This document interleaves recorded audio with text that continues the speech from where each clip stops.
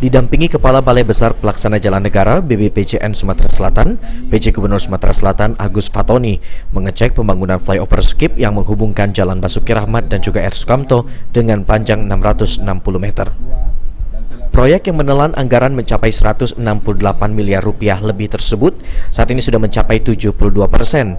Kini pengerjaan proyek tengah difokuskan pada penyambungan girder jembatan.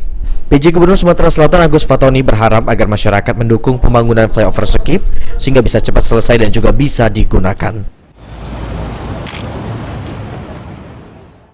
Jadi tolong kepada seluruh masyarakat kita, kepada semua stakeholder yang ada, memberikan dukungan untuk pembangunan ini agar lancar dan segera bisa dimanfaatkan. Jadi ini tadi sudah juga langsung dilakukan penyambungan di bawah, kalau di bawah sudah nyambung. Sementara itu, Kepala BBPJN Sumsel, Hardi Siahaan mengungkapkan, dalam pembangunan ini pihaknya tidak ada kendala, bahkan untuk cuaca sangat mendukung pengerjaan.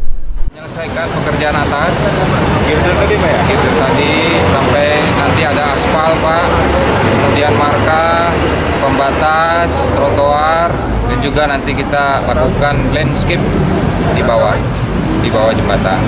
Ada kendala cuaca atau lalu lintas gitu Pak?